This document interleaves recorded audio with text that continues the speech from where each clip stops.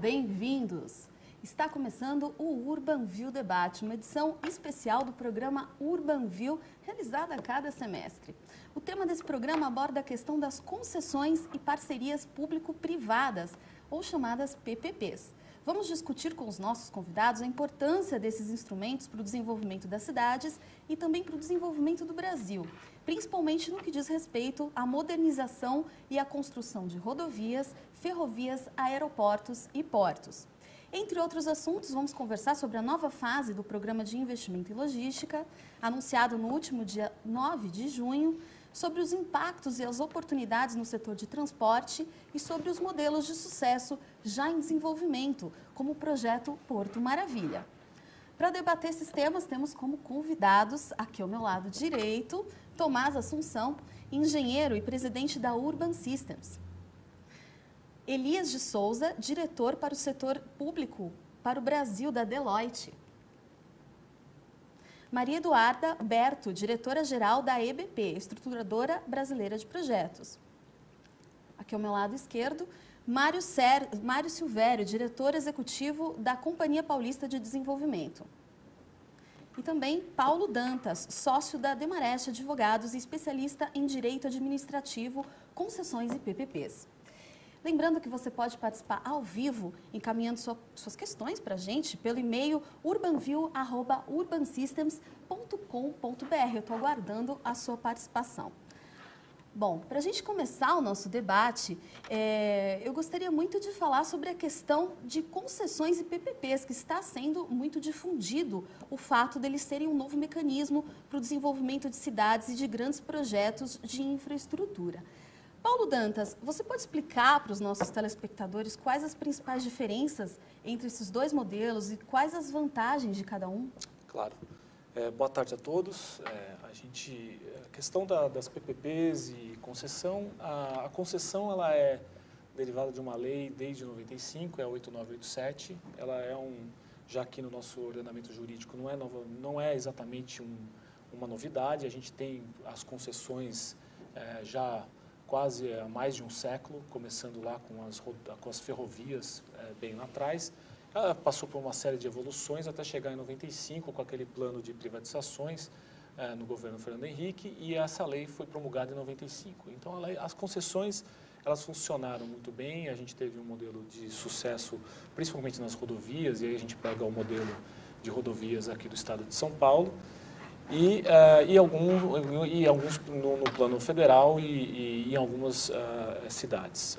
Basicamente, a lei de concessões ela foi utilizada muito naquilo que a gente chama de projetos brownfield, em que você já tem a infraestrutura, você explora a infraestrutura já existente. Com o passar dos anos, verificou-se que simplesmente a concessão ela não seria suficiente para atender toda a demanda que se percebeu em projetos de infraestrutura. Emprestando aí um conceito que veio da Inglaterra, foi promulgada em 2004 a lei de PPP, que são as parcerias público-privadas. E as parcerias público-privadas, é até importante a gente falar disso, nada mais é do que mais duas modalidades de concessão. Elas são concessão também, só que você tem duas modalidades diferentes que na lei 8987 não existiam. A lei de PPP trouxe a modalidade de concessão administrativa e da concessão patrocinada. O que diferencia uma da outra? A concessão administrativa, ela existe quando toda a contraprestação é feita pelo poder público. Já a patrocinada há uma combinação entre o pagamento do usuário final, geralmente via tarifa, e a contraprestação do poder público. E aí, essa é a grande diferença da concessão que a gente hoje chama de tradicional, da 8987, porque na 8987 a remuneração é toda feita pelo usuário final. Ou seja, aí a gente vê o modelo tradicional de rodovia, que é o pagamento dos pedágios, né? Então, ali o seu risco é calculado de acordo com a demanda daquela rodovia, e aí é calculado, os projetos serão feitos muito com base nessa realidade.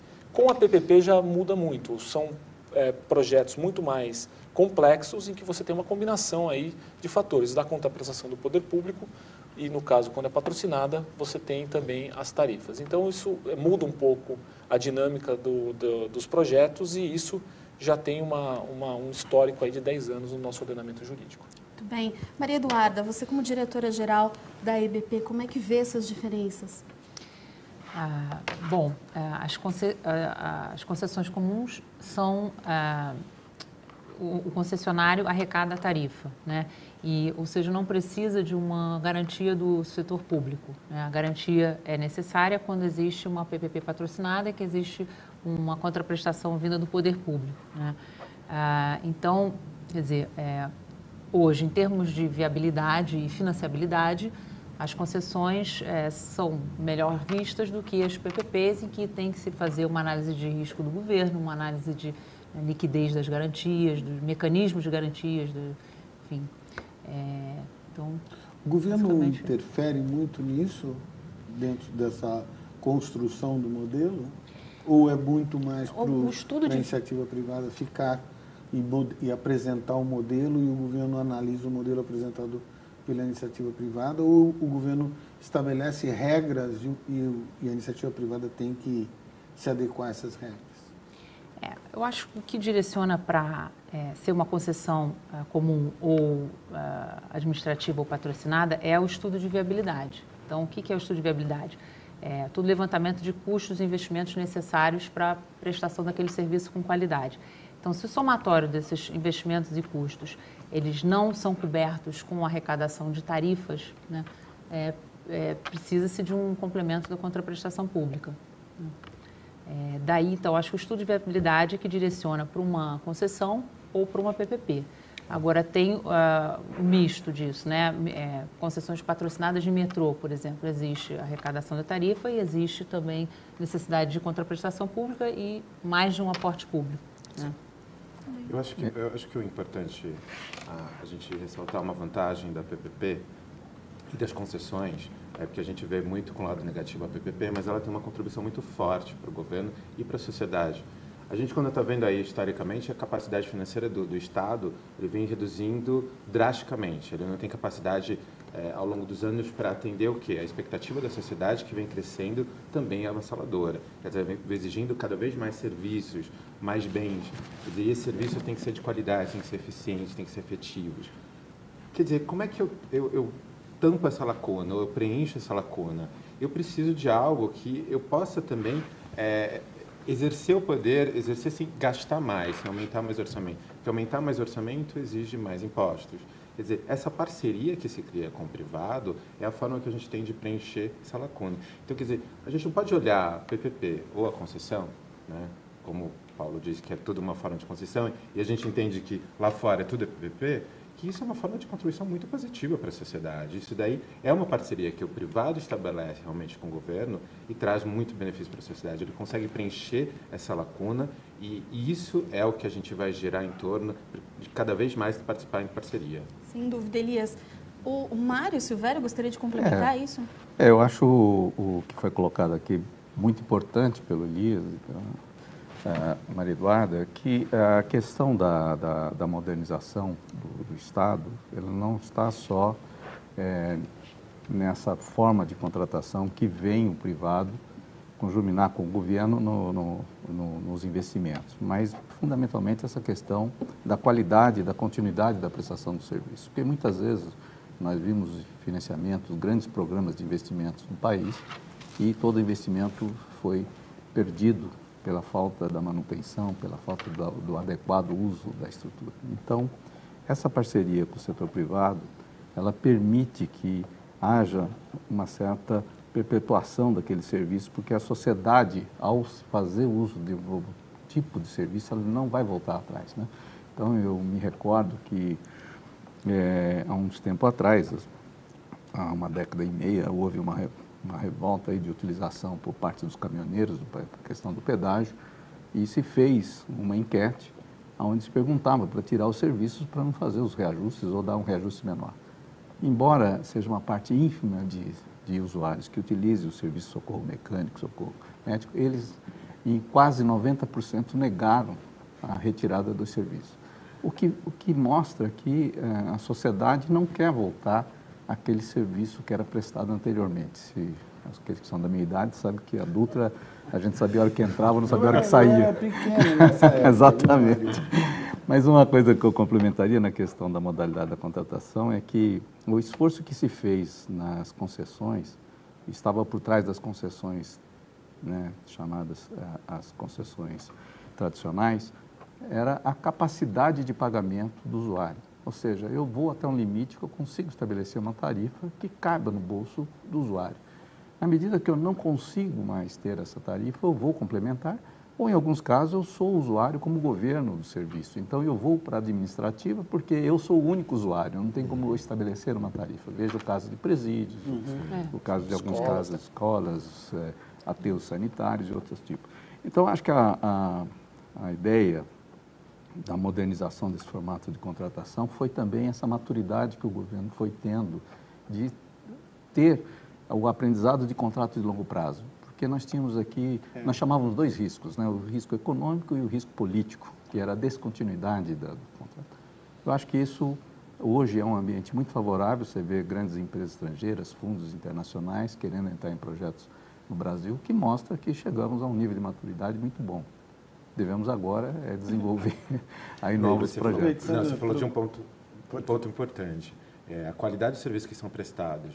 Muita gente critica o processo de parceria público, mas todos os projetos que a gente tem hoje em execução de parceria pública, eles são os exemplos de execução, eles são exemplos de qualidade de serviço. A gente pode olhar o Hospital do Subúrbio, que já teve que fazer alguns reequilíbrio econômico, por quê? Reequilíbrio do contrato.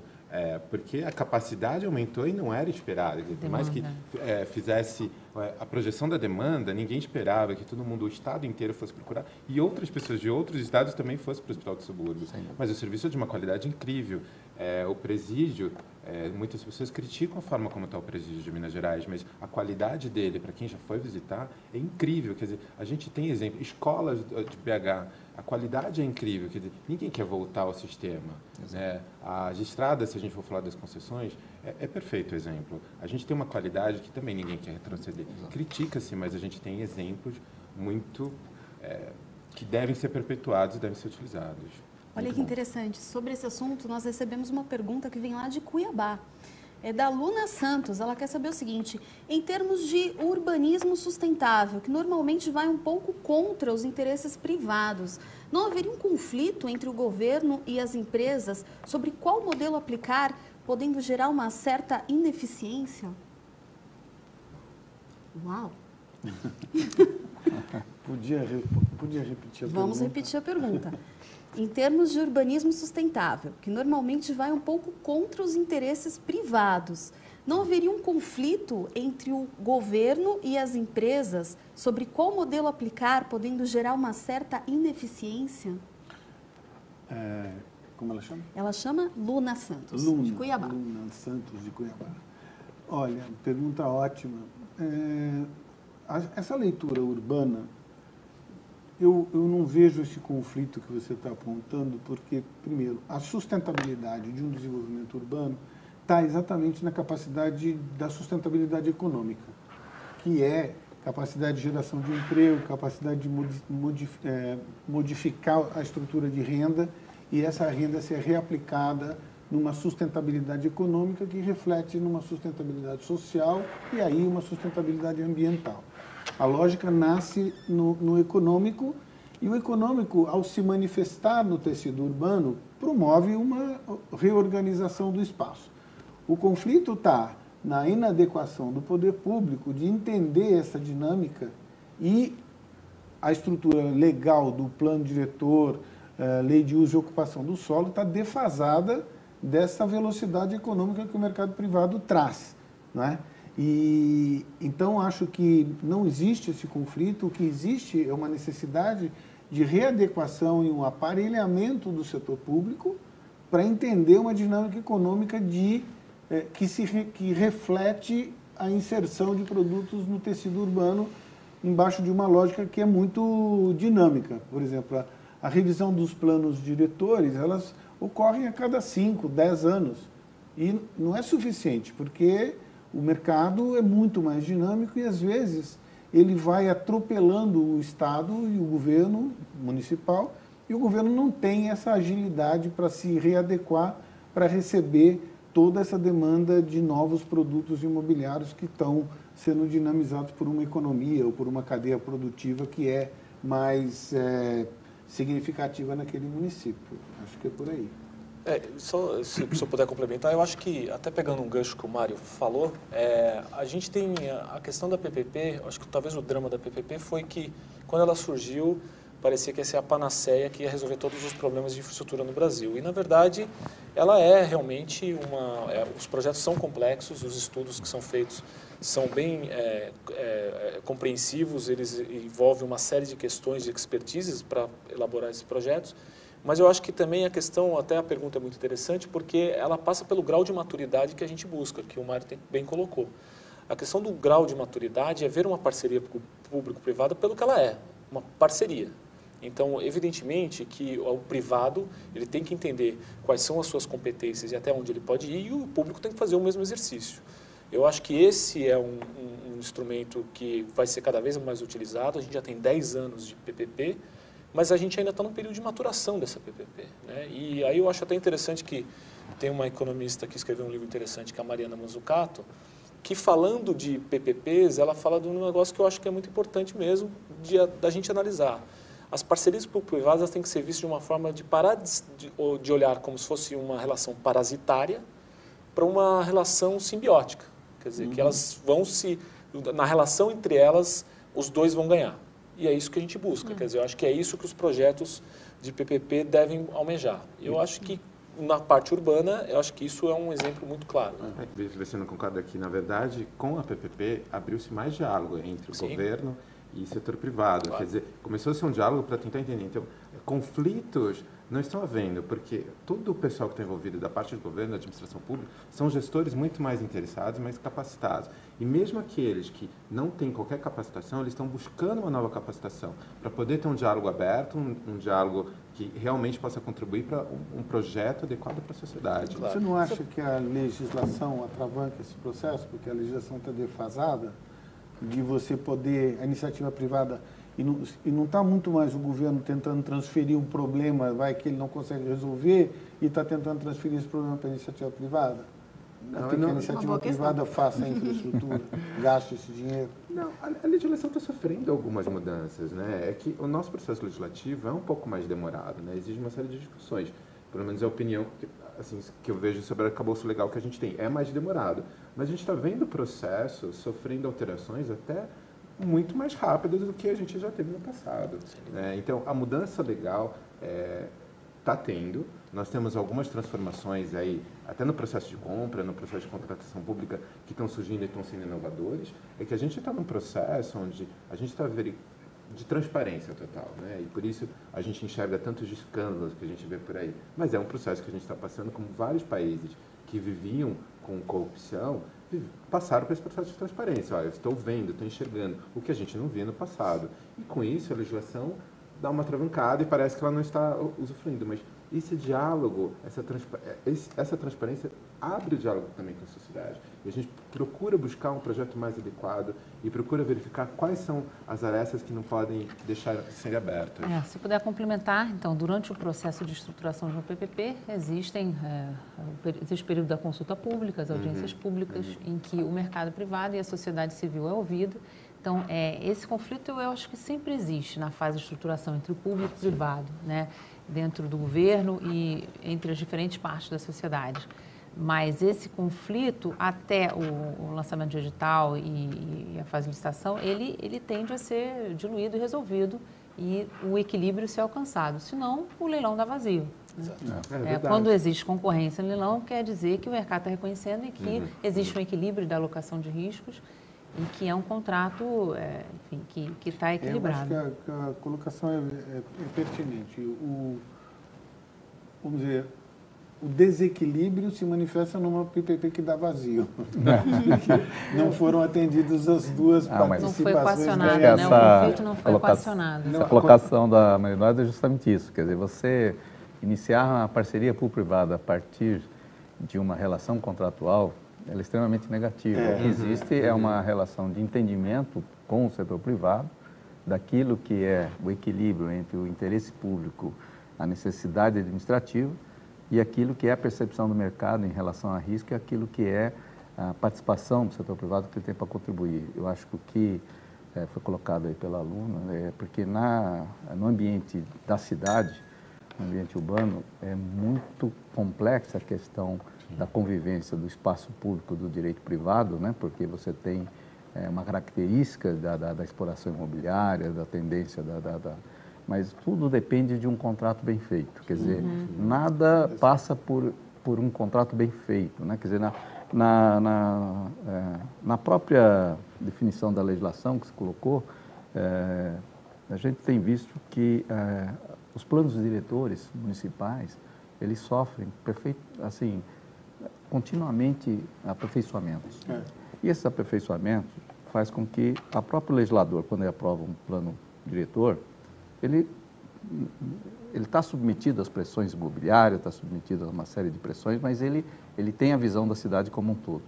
Quando você faz um contrato de concessão urbana ou de PPP, o que for, você tem que trazer essa flexibilidade que a própria administrador tem.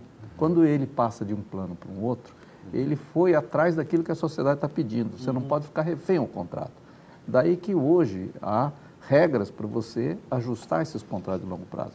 Sem o que você não poderia, você ficaria preso numa camisa de força, num contrato rígido, sem perceber que a sociedade está pedindo inovações, modernizações. Né?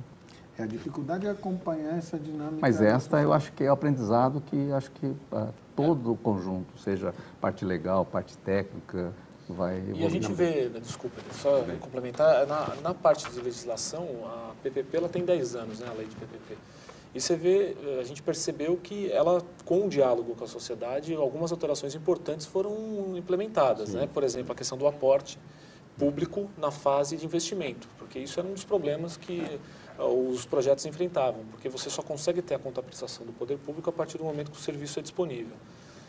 Isso gerava um período grande de investimento sem nenhum tipo de aporte. Possibilidade de receita. E isso foi um diálogo que foi introduzido na lei. Hoje está na lei a possibilidade de aporte. Para viabilizar os projetos de mobilidade urbana, Exatamente. Basicamente, que são muito caros. Né? Exatamente. Exatamente. Outro que também, acho que outra evolução percebeu-se aí para o lado público, que os municípios, principalmente, pelo nível de endividamento que existia na lei, eles quase que inviabilizava os municípios fazerem as PPPs. E o que aconteceu foi aumentar esse nível para que isso fosse viabilizado. Quer dizer, o diálogo que a gente percebeu durante esses 10 anos ocorreu. E algumas alterações foram introduzidas. Eu acho que isso é interessante, é um ponto positivo da lei. Mas só ressaltando de novo o que a Maria Eduarda falou, e ela falou com muita propriedade, porque eu acabei esquecendo. Na verdade, a gente está falando que o privado e o governo estão abrindo diálogo. Na verdade, não, tem um terceiro aí, a sociedade também participa. Então, esse momento de consulta pública, audiência pública, não é restrito ao setor privado, ao investidor. Toda a população pode trazer contribuições. E outra medida inovadora foi o próprio processo de manifestação de interesse. Sim. Quer dizer, o governo está se colocando numa posição onde, sociedade, o que eu preciso fazer também? Porque, de repente, eu estou com venda nos olhos e estou muito preocupado com o transporte de massa e não estou vendo outros projetos que poderiam ser feitos na cidade. E o processo de manifestação de interesse trouxe isso, novos projetos. Muito bem.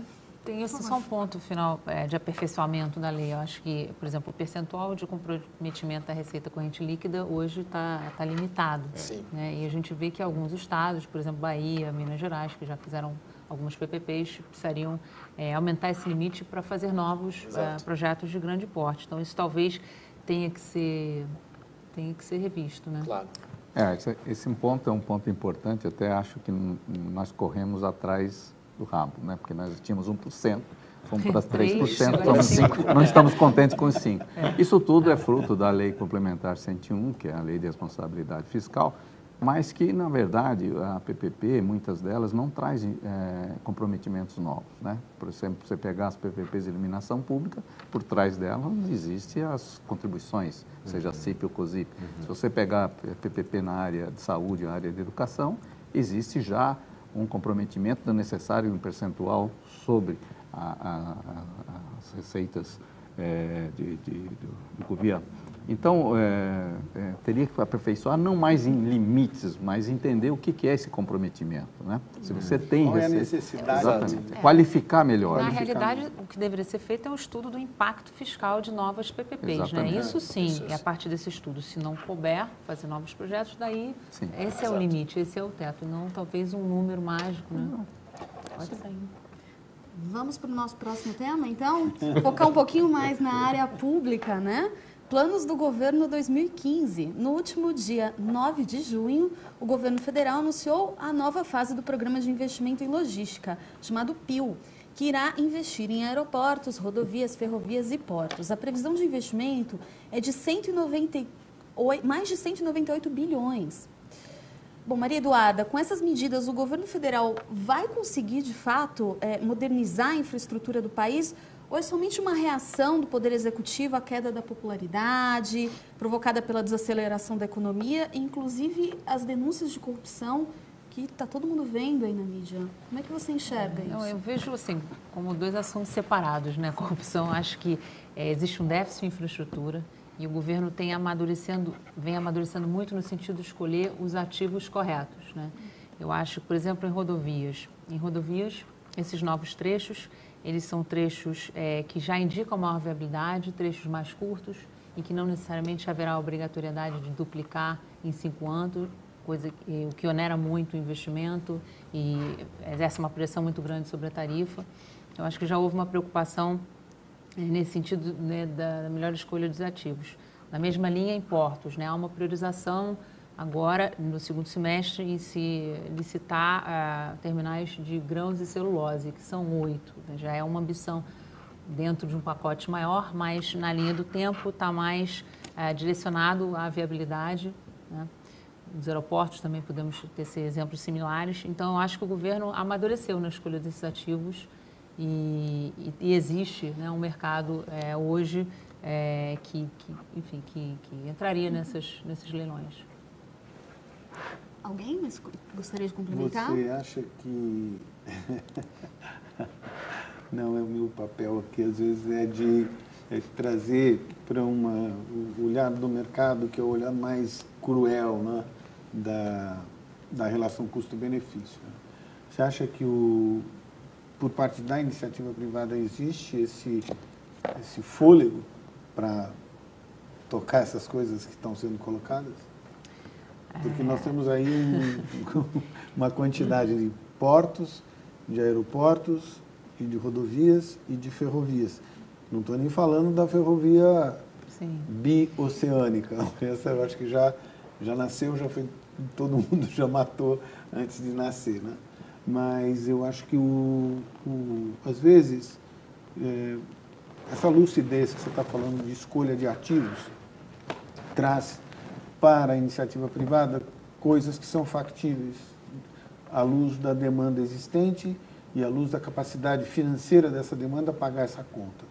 E, às vezes, o governo se coloca numa posição de criar um negócio tão mega que depois cai num descrédito, porque a conta não fecha e a gente sabe que não existe investimento por parte do governo há 20 anos em infraestrutura. Querer recuperar 20 anos de ausência de investimento de governo na infraestrutura em operações de privatização ou de concessão, seja lá como for, onerar de tal ordem o privado numa escala que ele não tem fôlego para isso. Né? E acho que aí, eu queria colocar até para o Paulo, queria provocar um pouco essa abertura, que eventualmente seja um momento dentro dessa maturidade do país e do governo, não seria um momento de rever a participação de empresas estrangeiras no Brasil para estas atividades e trazer um pouco desse capital externo para cá? Eu acredito que sim, eu acho que o momento é totalmente propício para isso. A nossa legislação já permite a participação de empresas estrangeiras, não é nenhuma novidade. A questão era mais ou menos o cenário e o mercado que às vezes era mais difícil de penetrar.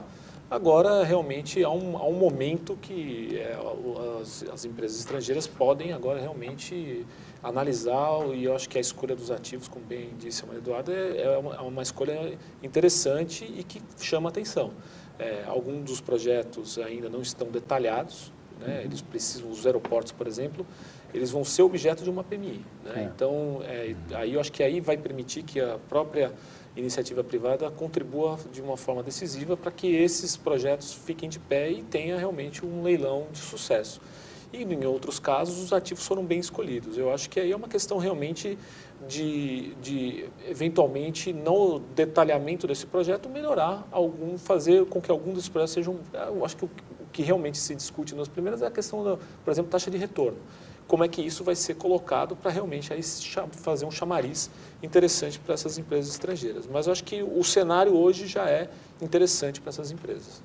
Das empresas internacionais. Internacionais, empresas estrangeiras. Mesmo com a legislação vigente. Mas de certa forma já participam. Né? Sim. Mas só participam sempre com uma empresa brasileira. Mas o fato é que dificilmente haverá, numa primeira fase de implementação, a participação integral só de uma empresa estrangeira. As que estão participando já estão instaladas no país. Eu acho que, concordo com a Maria Eduarda, Paulo, quer dizer, foram escolhidos os melhores ativos. A necessidade fez isso, na verdade, quer dizer, se nós tivéssemos hoje, né, com dinheiro saindo pelas ruas, nós estaríamos preocupados no modelo de estatização, mas o movimento é o oposto. É o oposto.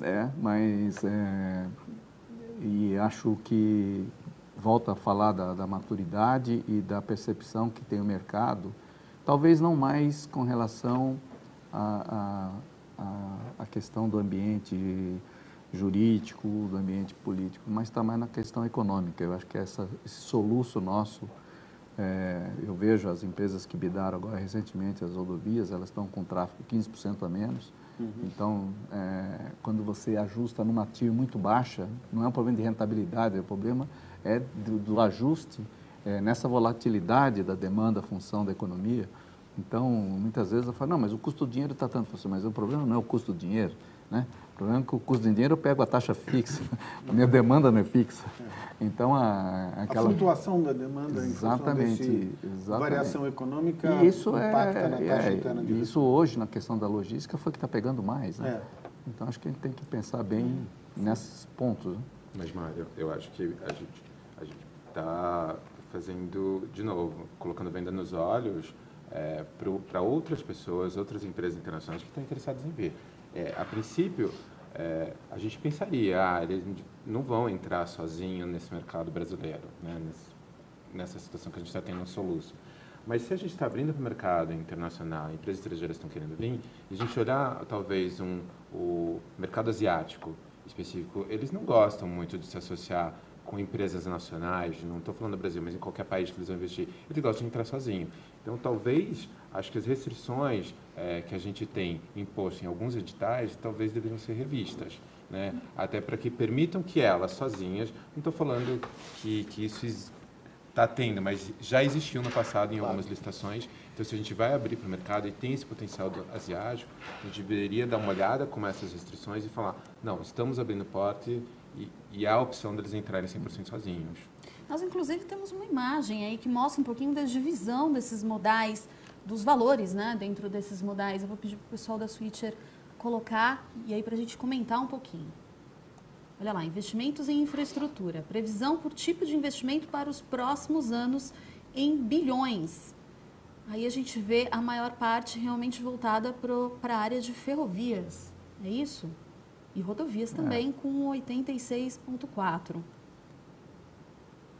Muito bem. Bom, para essa nova... Vocês gostariam de comentar esses gráficos de alguma forma? O peso está exatamente no descasamento de 20 anos de ausência de investimento na parte de infraestrutura mais pesada mesmo, que é portos, rodovias e ferrovias. Tem um dado positivo, que ferrovias são novas, né? Greenfield, e as estradas são reconstruções. A diferença entre o Greenfield e o Brownfield. Certamente é tudo que nós perdemos nesse tempo todo, só reconstruir o que nós fizemos. Né?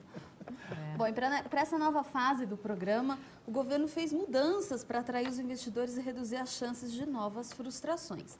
Entre elas está a possibilidade de concessão por meio de outorga, em que vence quem paga ao governo o maior bônus pelo direito de explorar um determinado serviço. Elias, o que você acha dessa opção? Foi correta a inclusão dessa medida? O que ela difere do modelo anterior? Não sei se Posso responder? Porque eu acho que essa mudança está direcionada para portos, né, em que não havia esse critério de julgamento. Inclusive, na noite anterior do anúncio, houve a publicação do decreto em que incluía, dentro do decreto de exploração portuária, esse critério de julgamento, né, maior valor da outorga. Antes estava sendo usado menor tarifa ou maior volume de movimentação. Nós achamos positivo no sentido de que tem algumas cadeias produtivas em que o processo licitatório se torna mais otimizado se permite esse tipo de critério de julgamento, né? Não estou entrando no mérito de aumentar o valor que o governo vai arrecadar, mas que ele é mais próprio para algumas cadeias verticalizadas, por exemplo, mais apropriado o modelo, e que corrige de distorções que possam haver no contrato ao longo do contrato, né? Se você põe menor tarifa ou maior volume de movimentação, simplesmente não se captura no leilão o valor que o licitante está vendo. Acho que é mais adequado nesse sentido. Então, estou olhando mais para o viés da adequação regulatória do que a adequação econômica de captura de valor. Para os outros ativos, para aeroportos, por exemplo? Que já existe. Aeroportos mas não foi definido nesse plano, né? Assim, não, como está em aberto, não, mas os anteriores foram por valor de outorga, né? Os anteriores foram valor de outorga? Sim. O que cria a distorção é preço público gerado por licitante, né? Quer dizer, então você pega uma rodovia, o sujeito não entende porque num caso ele anda e paga metade do outro, porque houve uma maior e menor disputa no leilão. E isso cria uma distorção de captação pelo governo, na medida que ele esgota toda a capacidade de geração de caixa daquele, mesmo que tivesse um preço razoável por quilômetro a ser cobrado, e que ele pudesse criar uma cesta de receita que isso gerasse novas PPPs com esses recursos. Imagina se ele, durante 30 anos, recebesse uma outorga de uma rodovia. Ele ia criar outras tantas PPPs vinculadas a esses direitos de outorga. Isso seria muito mais criativo do que simplesmente ir lá ter um desconto de 30%, 40% no valor da tarifa, no outro caso tem 20%, no outro caso, e você não criou um preço público. Criou, na verdade, uma salada de preços fruto do desempenho do mercado, vamos dizer assim, né? Momentâneo, né? Porque às vezes é tanto reequilíbrio que volta para o preço original. Então, essas situações a gente... E a outorga ela é um direito do Estado, vira um ativo que pode ser vinculado, né? E você criaria PPPs, né, com esse ativo, né? Financiando investimentos e tudo mais, na onde você não poderia nem pensar em PPP ou nem pensar em tarifa.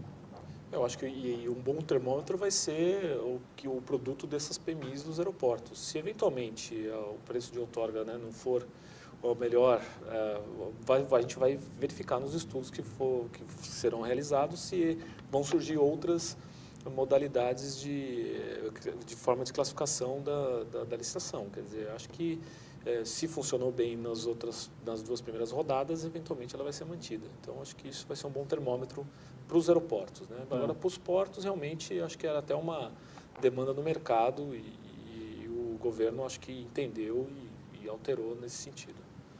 Bom, nós estamos recebendo uma série de perguntas aqui bem interessantes. Eu vou colocando aos pouquinhos durante o debate. Obrigada pela participação de vocês. Eu tenho uma pergunta vinda do Marconi Lemos, do Rio de Janeiro. Ele pergunta o seguinte: qual o impacto do novo decreto federal, decreto 8428, que regulamenta as PMIs e os PPPs? É um avanço? Resolve a limitação do uso dos PMIs pela União, estados e municípios? Olha, eu acho que é um avanço, porque ela vem substituir o decreto anterior de PMI. Acho que, aliás, até para falar da PMI, a PMI, na verdade, não é novo, né? Ela está desde 95, na Lei 8987, já existia a possibilidade de PMI, que não tinha esse nome, né? Mas já existia essa possibilidade. Com a lei de PPPs, a PMI ela foi institucionalizada e foi feito um decreto federal. A dificuldade do decreto anterior era que as PMIs tinham que partir do governo. O governo tinha que analisar o determinado mercado e ele abria a oportunidade para os estudos.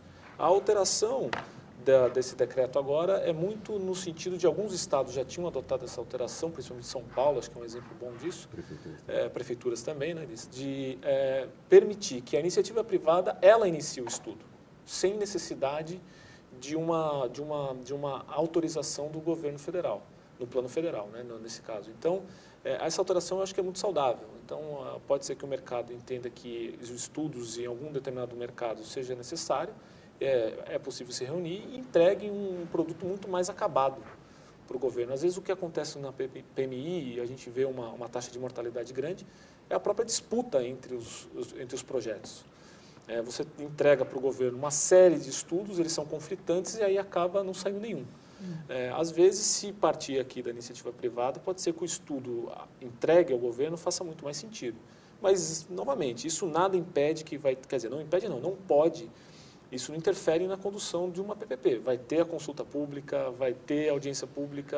É uma fase antes, né? É uma fase anterior, que antecede. Mas, Paulo, o interessante da PMI, ou que a gente possa chamar de MIP, é que ele trouxe um fato acelerador dentro do universo de PPP. Né? Antes a gente olhar lá atrás, quando ela começou, estava engatinhando e a gente estava demorando muito, porque precisava fazer uma série de contratações, até para fazer os estudos, e isso demorava. Sim. Quer dizer, com a PMI acabou se acelerando esse processo. Sim. Hoje a gente reduziu bastante o tempo de estudo e a gente está partindo para a execução.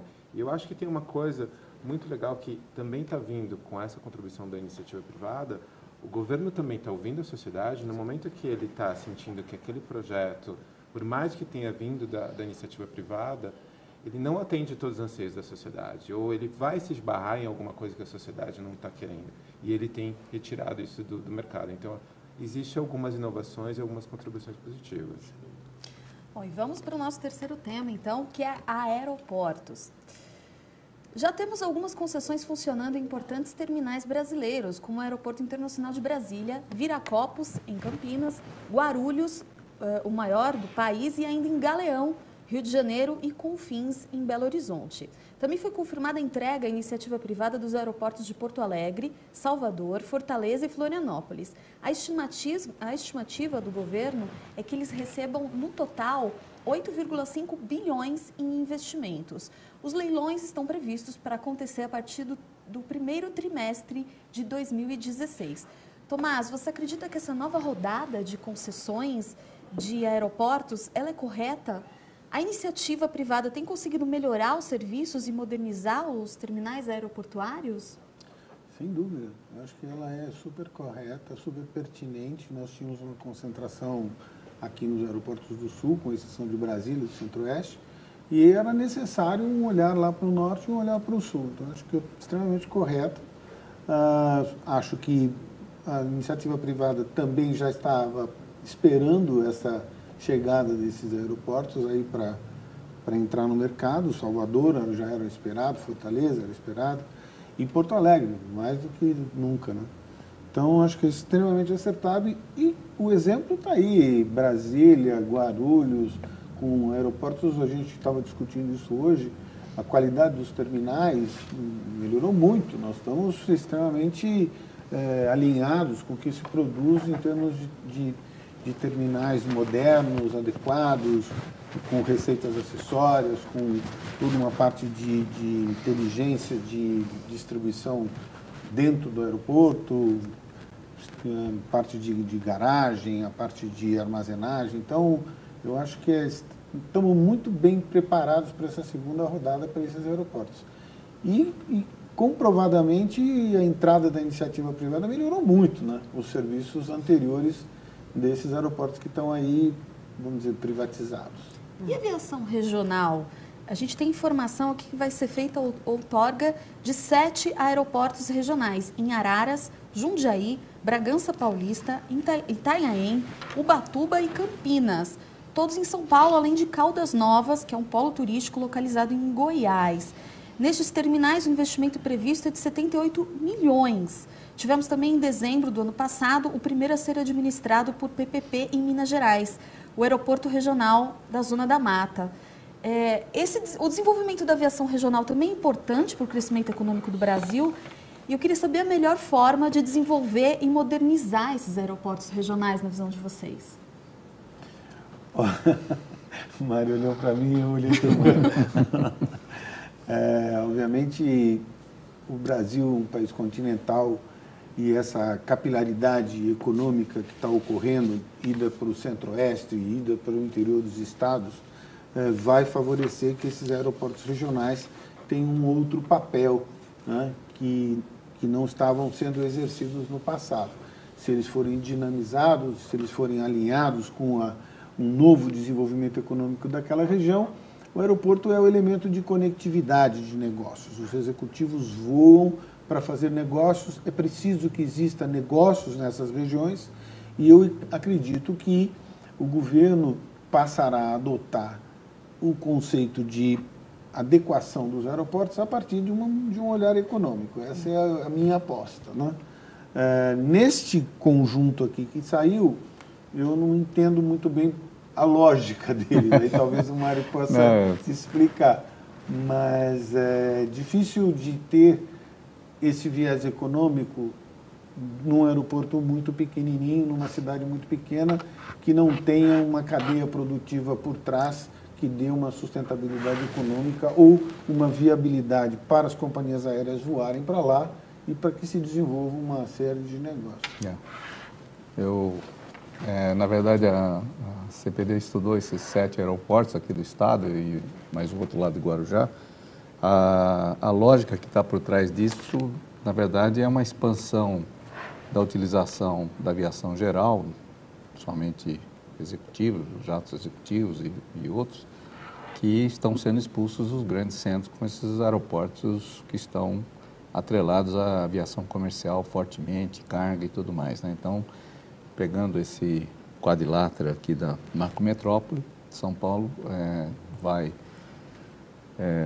desde Jundiaí, Amarais, a região que abrange Bragança Paulista e o litoral paulista, são aeroportos que eles acabam recebendo essa demanda de toda essa confluência aí nesse raio de 100, 120 quilômetros da capital. Isso vai acontecer em outras capitais, a necessidade desse serviço é um serviço também importante. A aviação regional regular, né, comercial, ela já foi muito forte no país, hoje está tentando retomar alguma coisa. Se vocês lembrarem, nossa frota de aeronave regional era grande e hoje é pequena, ela não é competitiva em relação aos aviões de maior porte, então ela acaba perdendo esse espaço, né? E tem os estados do sul ainda sobrevivem com alguma aviação regional muito forte. No estado do norte tinha, depois andou sofrendo um pouco essa pressão das grandes companhias, mas eu acredito que a dinamização desses aeroportos regionais vai constituir algumas rotas novas regionais, e isso é lógico que o passageiro não traz viabilidade ao aeroporto. O que traz viabilidade ao aeroporto é o volume de aeronaves, o volume de serviços que você tem atrelados ao aeroporto. A não ser que você chegue num patamar de 1 milhão de passageiros, alguma coisa assim. Então, nós temos aqui Ribeirão Preto, São José do Rio Preto, são os aeroportos que nós já estudamos e são viáveis, perfeitamente. Nem dá para chamar de regionais, que eles polarizam, né, regiões metropolitanas. Exatamente. Mas eu acho que um país com a extensão territorial que o Brasil tem, com dificuldades de acessibilidade que você tem por via terrestre, quer dizer, não ter uma rede aeroportuária regional é realmente um fator de impedimento de desenvolvimento de novas indústrias, porque uma grande empresa estrangeira, quando ela vai se instalar, ela tem que pensar nisso, então ela vai ter que contar com esse apoio e eu acho que aí seria, esse é o grande mérito do programa do governo federal, de estabelecer um programa de investimentos nesses aeroportos regionais, somando com isso que foi falado aqui pelo Paulo, de você permitir o aporte. Será que não é melhor, ao invés dela pegar esse dinheiro, jogar no Banco do Brasil, para o Banco do Brasil licitar, não jogar esse aporte na PPP? Quer dizer, então, isso eu estou dizendo porque às vezes a coisa acontece, você quer o caminho mais longo, né? O seu desvio é mais longo do que o caminho natural, né? O atalho é mais longo. Então, acho que ali, eu acho que trazer o Banco do Brasil, nada contra, eu acho uma grande instituição, mas foge um pouco do core business dela. e acho que vai revolucionar esse programa de aeroportos regionais. Né? Bom, a gente tem um outro aeroporto, inclusive, que é impulsionado pelo Poder Executivo Municipal, e é o futuro aeroporto regional do Guarujá. O projeto há muitos anos caminhando vagarosamente devido a burocracias existentes. Tem plano de ser licitado esse ano e as expectativas são de que as operações comecem em 2017. Mário Silvério, como é que caminha esse projeto que está localizado em uma cidade anteriormente não contemplada no plano dos aeroportos regionais, porém com a atuação forte do Poder Executivo? Encontra-se em fase adiantada de tramitação? Sim, o projeto já recebeu a aprovação da área técnica do Diretoria de Outorgas da Secretaria de Aviação Civil, o que deve ser publicado aí, eu não estou olhando a minha vela lá, mas deve estar acesa ainda. Esse aeroporto, ele já foi um aeroporto militar, né, da aeronáutica, ele ainda tem algumas funções. Chegou a ser pensado de passar para a Infraero, não houve interesse, e hoje há um grande interesse dos setores por conta dessa exploração do pré-sal. Né? Então, acredito que é um aeroporto alternativo à chegada a toda a Baixada Santista. É um aeroporto cravado na cidade, mas hoje a eficiência dos equipamentos, né, os aeronáuticos, principalmente os aviões para aviação regional, estão bem preparados para isso. Houve o acidente com o candidato naquela época, mas foi um problema de procedimento.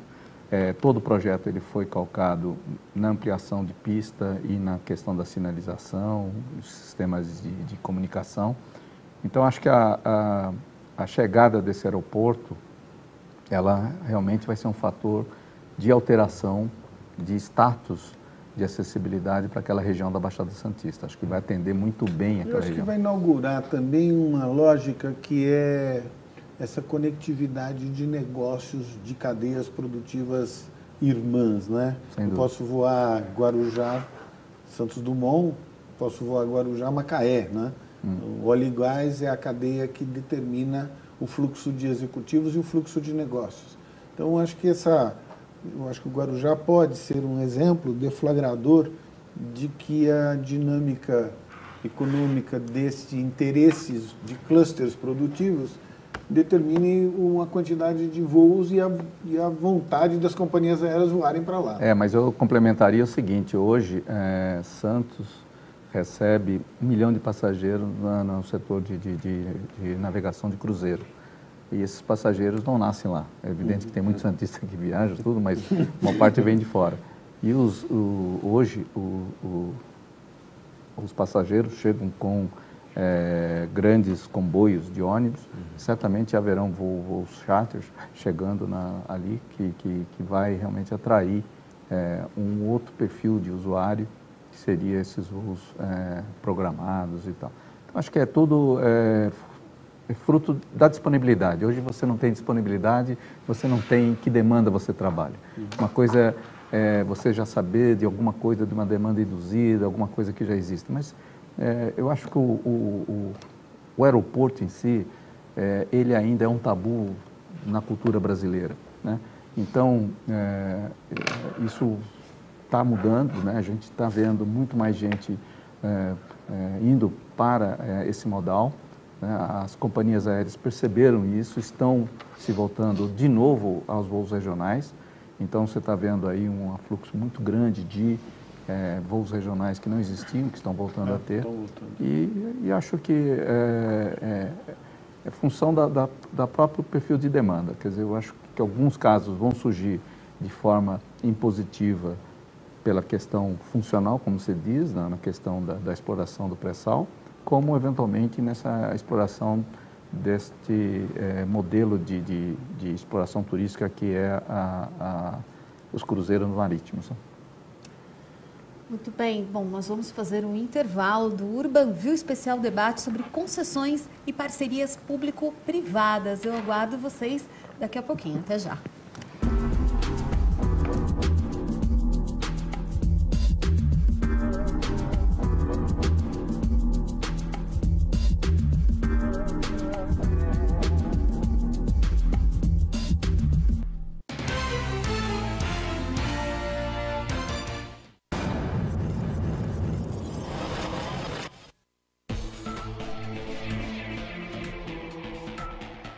nós estamos aqui no Ateliê Oral para o lançamento de Close-Up Diamond Attraction.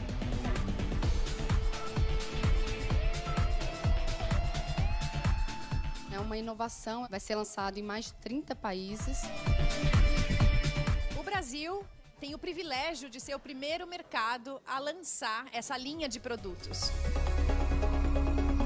Diamond Attraction foi co-criada com um time global de dentistas cosméticos e aqui no Brasil eles são representados pelos renomados profissionais do Ateliê Oral. A gente pegou todas as tecnologias odontológicas e passou para a Unilever as tendências do mercado. A Unilever traz a exclusiva tecnologia Blue Light, que tem um efeito óptico que proporciona dentes mais brancos instantaneamente. É formada uma película azul sobre o dente e essa película faz com que reflita mais a luz branca. A gente realmente queria dividir esse momento com a imprensa e com o consumidor final. Fomos buscar todos os principais portais, veículos do país. A gente fez questão de convidar blogueiras renomadas para estarem aqui na coletiva. Eu vim aqui fazer a cobertura do evento e mostrar para as minhas leitoras lá do blog. É em tempo real, né? Porque a coisa tem que ser rápida. Então é foto no Instagram, é vídeo pelo Instagram mesmo. Além das blogueiras, dentro da campanha, a gente vai trabalhar muito forte, então, a fanpage, o Instagram. Plano 360 completo. A escolha da mestra de cerimônia foi a Daniela Scarelli. Sejam todos bem-vindos. Foi um prazer estar aqui hoje lançando esse produto, um produto jovem. Eu me senti super jovem estando aqui. Nas pesquisas realizadas pela Unilever, jovens indicam quais são os critérios da importância estética na sua vida. E o sorriso aparece sempre em primeiro lugar. O público-alvo de Diamond Attraction são mulheres de 18 a 30 anos, são mulheres antenadas, independentes. Portanto, a escolha das celebridades presentes no evento, a Bruna Marquezine e a Isabelle Drummond, faz todo o fit com o público-alvo. São jovens, são bonitas e, claro, tem sorrisos super atraentes e brancos. Quando você vai paquerar alguém, você olha o sorriso antes. Claro, e eles olham também. Um sorriso bonito muda tudo, né? Estou falando uma coisa que eu gosto, de uma marca que eu me identifico, com uma coisa que realmente é importante para mim, que é o meu sorriso. Com certeza um sorriso bem cuidado atrai, né, gente? É uma arma da mulher e do homem também. Fomos buscar todos os códigos do mundo cosmético, do mundo do glamour e principalmente a atração, marcando o início da campanha de Close-Up Diamond Attraction. Um beijo e um sorriso. Até lá.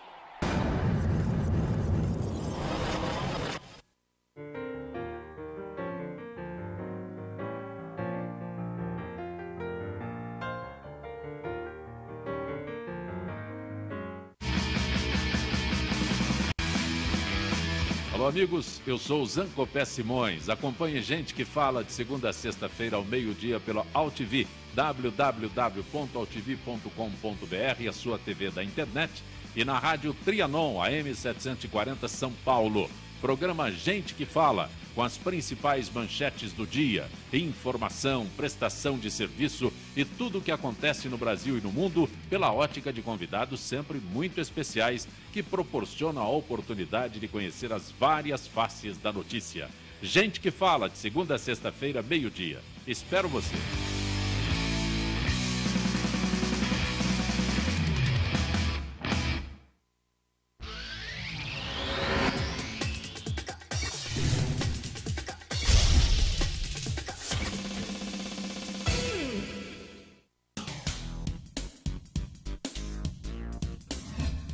Eu sou o jornalista Patrício Bentes, que apresento às sextas-feiras, às 16 horas, o programa Visão Plural.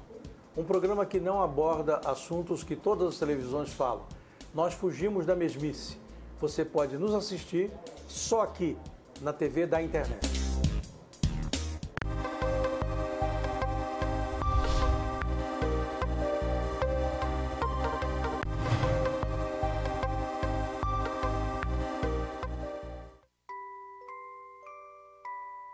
As nossas recordações são os nossos maiores tesouros. Carregamos durante toda a nossa vida. Manipular, distorcer ou implantar falsas memórias, além de ser uma violência, é crime. Somos responsáveis por esse tesouro. Não promova alienação parental.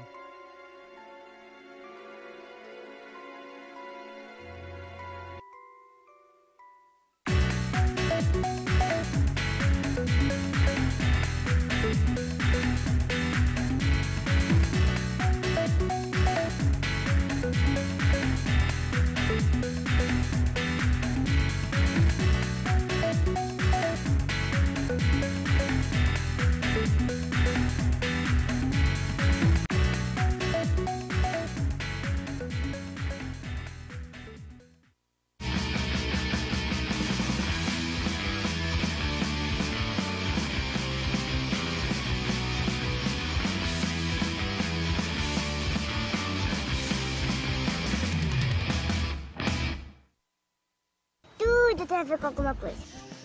De onde vem a água que a gente bebe? Da torneira. Ih, nada a ver. Vem dos rios que nascem da mata. Sabia que a gente só respira por causa das árvores? A árvore respira? Respira. A árvore respira. E o que você tem a ver com isso? Meu ar. Minha água. Minha árvore. Meu ambiente. Mata Atlântica! SOS Mata Atlântica. Mais 25 anos.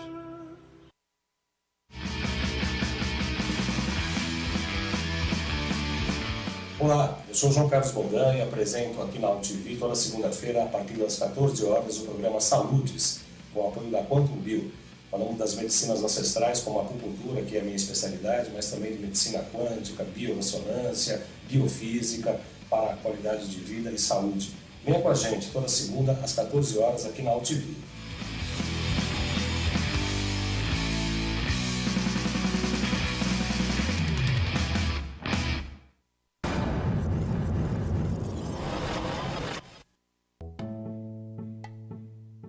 Lifebuoy é uma marca de sabonete antibacteriano. Foi lançado em 1894 na Inglaterra, depois da Revolução Industrial, como uma forma eficaz e acessível no combate a germes e bactérias, dando uma condição de saúde melhor para as pessoas. A missão social de Lifebuoy é ensinar o hábito correto de lavar as mãos, para com isso ajudar a população a prevenir doenças. Nada melhor do que a união de Unilever e Pastoral para que a gente entregue essa missão. Nós temos voluntários no país inteiro, em 21 países, para orientar a família sobre os cuidados de saúde e desenvolvimento da criança. Ela vem, brinca, tem a pesagem, sempre tem o lanchinho que ela se diverte, então é bem importante. Lifebuoy desenvolveu um programa para ensinar o hábito de lavar as mãos à população. Nós vamos envolver cerca de 30 mil voluntários para levar a informação junto às famílias. A primeira etapa é a conscientização.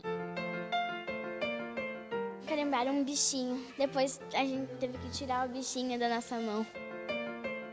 A gente lava a mão da criança para que ela possa perceber que desaparece essa figura da mão dela.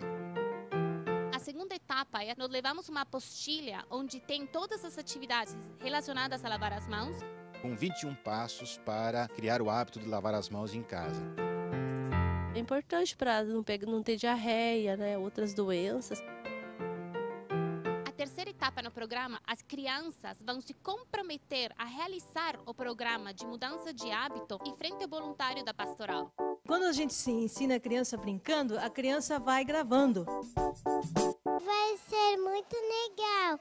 Eu vou fazer com a minha avó. A quarta etapa é a etapa de construção de hábito. As pessoas vão precisar fazer atividades relacionadas a lavar as mãos durante 21 dias. Eu vou fazer a tarefa e vou mudar meus hábitos. O quinto passo é o reconhecimento das crianças e das famílias que executaram essa atividade em casa. Porque a ver é bom. E com isso reduzimos o número de visitas a postos de saúde, aumentamos a frequência escolar e diminuímos gastos relacionados a remédios. Nesse ano, o programa vai atingir 294 mil crianças, impactando mais de 1 bilhão de famílias mundialmente até 2015. Não é só o ato de lavar as mãos, é também uma forma de cuidar de si e cuidar dos outros. Trabalhar por uma causa que é muito maior, que é transformar a vida das pessoas. É emocionante.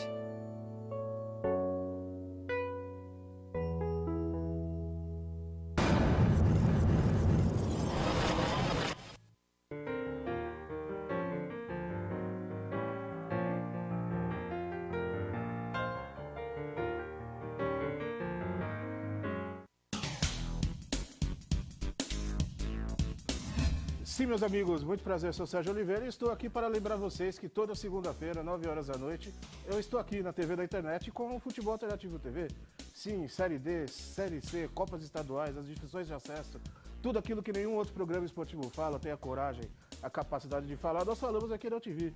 Toda segunda, 9 horas da noite, só aqui na TV da internet.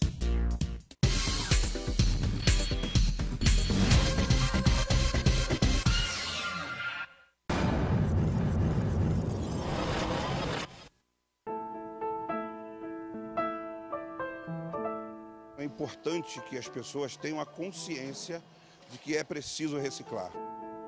A prática é o mais importante, essa transformação, essa mudança na vida das pessoas.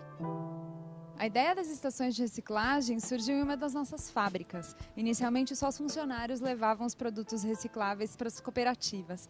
A ideia deu tão certo que logo a Unilever foi buscar um parceiro e encontrou no Pão de Açúcar uma vontade pioneira de levar esse benefício para os consumidores. A parceria começou em 2001. A ideia era que a gente conseguisse conscientizar esses consumidores da importância da educação ambiental. Nas estações de reciclagem são coletados papel, plástico, vidro e metal. Além disso, também se coleta óleo de cozinha usado.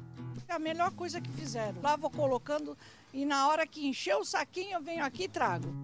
É o consumidor que tem que ter a consciência de que forma que ele quer descartar o seu lixo. A gente está sempre poluindo, mas é o mínimo para ajudar o nosso planeta Terra, né? Esse conteúdo coletado nos pontos de entrega voluntária são doados para as cooperativas de reciclagem. Aqui é o primeiro passo. Nós já separamos basicamente o material. E ao chegar esse material aqui na central de triagem, é um processo muito mais rápido que facilita o trabalho de todo mundo. Se ele já chega separado, a gente não tem que levar ele para a esteira. Ele chega do caminhão e a gente já separa, prensa e vai para a venda. A gente consegue levar diretamente para as indústrias, fazendo com que o ciclo de vida desse material dure cada vez mais tempo. Anualmente, o programa conta com uma arrecadação de mais ou menos 12 mil toneladas de materiais recicláveis. Aproximadamente a metade do que nós coletamos hoje vem das estações de reciclagem. Por meio da comercialização desses materiais, essas 38 cooperativas de reciclagem acabam beneficiando mais de 9 mil pessoas, direta e indiretamente. Pessoas que antes estavam excluídas da sociedade, hoje elas estão se reintegrando através das centrais de triagem. E tudo começa na estação de reciclagem. Além de ter o meu trabalho, né, para a minha renda própria, eu sinto que estou colaborando com o próprio planeta. Hoje, graças a Deus, eu estou pagando meu apartamento, meu esposo já fez a faculdade, hoje ele é formado e eu estou no caminho. A conscientização do consumidor é o nosso foco, para que cada vez mais a gente aumente esse volume e ajude mais pessoas. A consciência não só recicla lixo, não só recicla resíduo, ela recicla pessoas.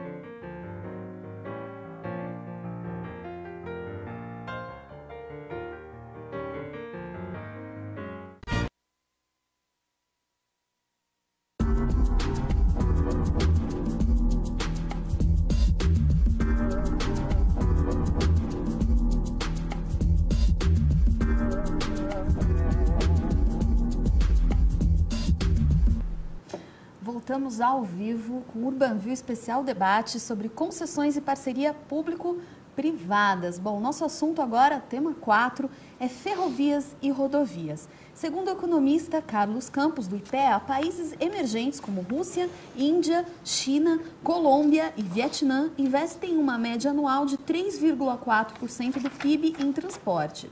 No Brasil, com a piora do quadro econômico, a expectativa é que os investimentos recuem para 0,55% do PIB em 2015 e 0,6% em 2016. Bom, eu pergunto para vocês, diante desse cenário nada otimista, as PPPs, elas surgem como um ponto alto para alterar esse quadro, uma vez que no novo plano diretor as ferrovias e rodovias são o destino da maior fatia dos investimentos do PIL, que nós inclusive já comentamos aqui, que é o Programa de Investimento em Logística? Maria Eduarda. Bom, posso falar um pouco. Na definição dos projetos do PIL estão as questões que envolvem os projetos estruturais, né? Quer dizer, chamam estruturantes, estruturais, o que seja. São os de grande capacidade, a ferrovia, portos, e um sistema alimentador, que seriam as rodovias. Isso certamente leva um tempo para ser implantado. Então, o que se faz hoje vai sofrer um processo de desenho, né, de toda a concepção, tem o processo de contratação e daí vai se começar a investir. Paralelamente a isso, haverão os movimentos naturais daqueles que vão se voltar para que essa cadeia logística que é montada também prevaleça como negócio. Então, isso que o governo está fazendo, se for bem sucedido, ele gerará, com certeza, outros investimentos dentro dessa estrutura logística. Podemos citar a questão de armazenagem, a questão de estruturas intermodais, estruturas de comercialização e por aí vai. Então, eu indicaria o seguinte, a previsão ela está calcada em cima de um histórico recente. Tá? Se o projeto for bem sucedido, o projeto do governo, nós vamos dar uma inflexão nessa curva. E acho que o papel do setor privado será fundamental. Eu acredito que o governo enxergou isso a tempo. Essa medida, ela surge fruto, como nós já falamos, de uma necessidade, não fazia parte de um grande plano, nós não vimos isso nos debates que se travaram na época das eleições, mas sabia-se que tinha que investir, mas ninguém dizia como, né? E acho que essa identificação, aquilo que virá por concessão, que virá por PPP, como disse a Maria Eduarda, tudo dependerá do estudo econômico financeiro, mas eu acredito que a própria sociedade vai cobrar isso, os setores produtivos que vão estar calcados em cima dessas estruturas vão cobrar isso do governo, quer dizer, existem grandes demandas nas fronteiras agrícolas, nos setores produtivos, que vão exigir que essas estruturas logísticas sejam implantadas. Eu vejo com esse grau de otimismo porque há uma necessidade de governo, há uma necessidade dos próprios setores produtivos e o que é bastante interessante, eu vejo grandes grupos interessados em investir nessas estruturas. Sim. Quer dizer, então, por mais que nós estejamos... Pena que não foi no governo Dilma I, né? Poderia ter sido anterior. Aquela história de antes tarde do que nunca. Acho que o setor de ferrovias, né, comparando ferrovias com rodovias, né, remetendo à pergunta inicial, acho que carrega mais desafios. Seja porque são ativos maiores, né, carregando mais riscos, mais incertezas, seja porque o modelo ainda não foi testado. Então, hoje eu acho que não conseguimos ainda dimensionar o quanto de trabalho vai requerer para a estruturação desse projeto. Vai ser uma estruturação mais complexa, que vai exigir, acho que certa flexibilidade do governo, né, em ouvir o setor privado. Certamente vai ter que haver uma contraprestação pública para complementar investimentos, são investimentos greenfield, né, às vezes algumas rodovias não existem, então não dá para se precisar um cronograma de licitação. Hoje eu acho que é o setor que ainda está mais nebuloso.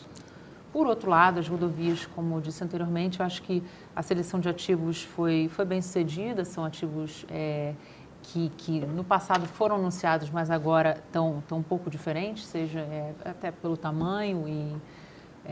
Então, acho que dá para se vislumbrar num cronograma de licitação testado.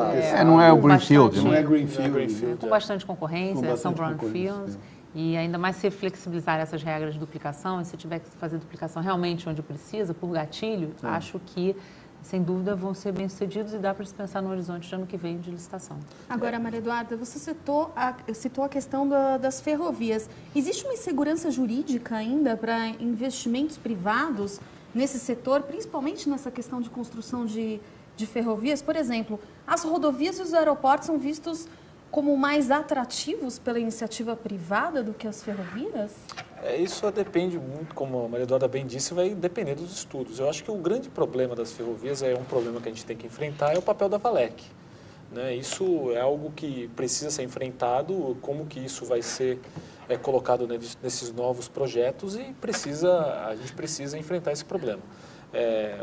Pode ser um problema ou pode ser a solução. A questão é como ele vai ser colocado para a iniciativa privada. Quer dizer, é aquilo que a gente volta. São dois pontos. A questão da maturidade que a gente tem batido aqui a todo momento e uma questão de segurança jurídica mesmo. Quer dizer, se deixar claro qual vai ser o papel da Valec, se você realmente deixar claro qual é o papel dela, se vai ter ou não ter esse papel, eu acho que isso aí é um recado importante para a iniciativa privada. Eu acho que tem que ser enfrentado. A gente não pode simplesmente fingir que o problema não existe. Ele existe, ele tem que ser enfrentado, né? Bem, agora, Elias, e a questão das receitas acessórias? Elas são fundamentais para o sucesso dessas concessões? Com certeza. Eu entendo que até é atrativo para essas concessões. Eu só queria corrigir, porque quando você começou com a sessão, você falou em o PPP é o ponto alto. Quer dizer, a gente só tem que acertar um pouquinho o conceito, tá? Okay. A gente está falando PPP lato sensu, a gente está falando de concessão. Para não confundir até quem está assistindo, realmente essa modalidade de parceria é o ponto alto.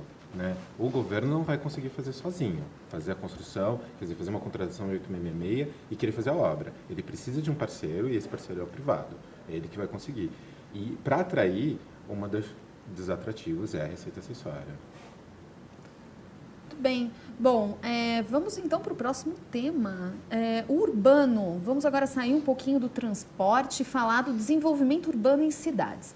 Concessões, PPPs e operações urbanas têm sido mecanismos utilizados para o desenvolvimento de cidades. O projeto do Porto Maravilha, Tomás, na região portuária do Rio de Janeiro, é um exemplo bem sucedido de concessão, né? Nós, inclusive, temos conversado bastante sobre isso no Urbanville. Por quê?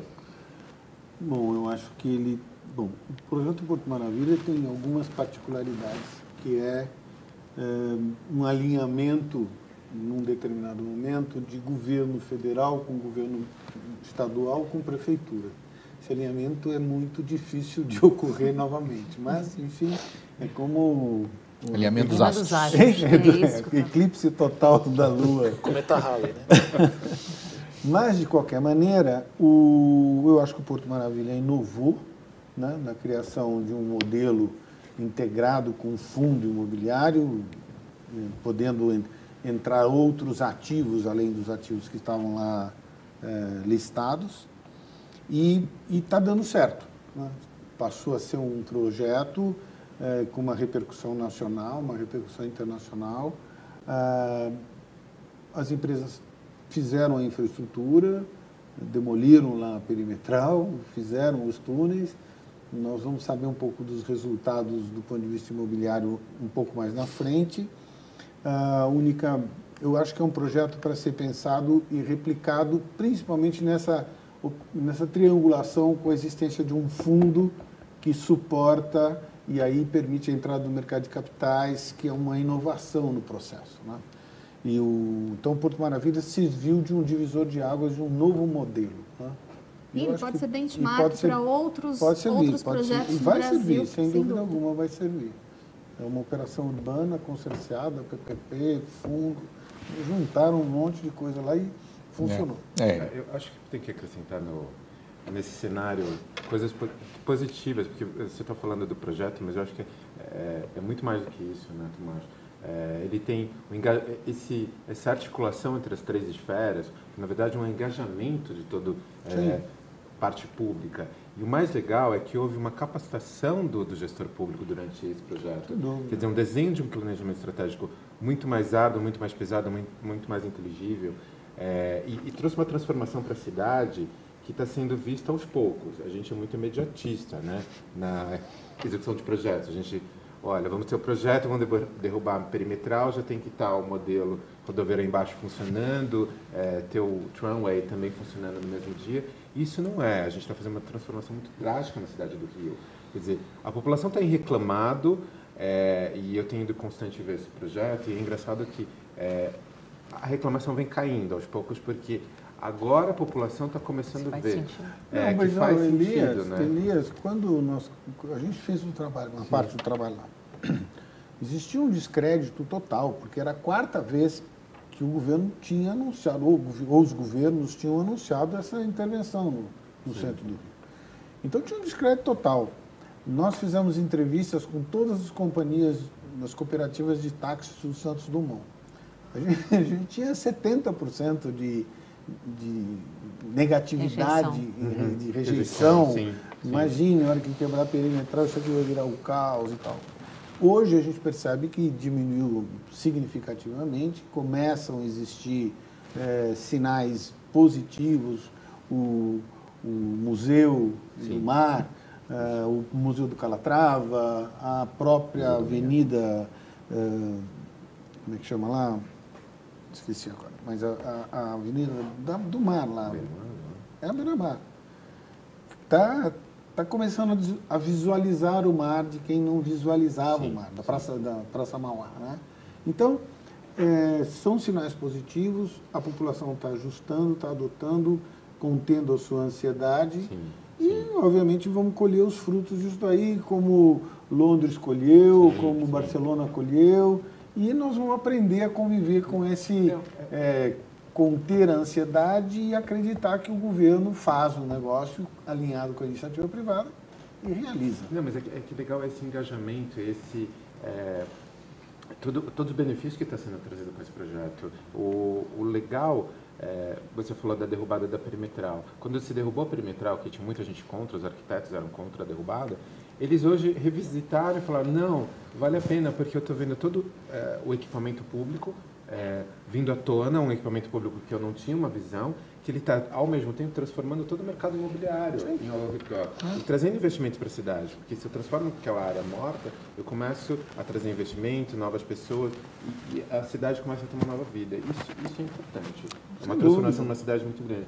Esse modelo deve ser replicado para outras cidades, que causa uma transformação e um atrativo. Quer dizer, a gente precisa olhar agora que o impacto, e aí o governo está aprendendo que o equipamento público causa impacto nos investimentos privados.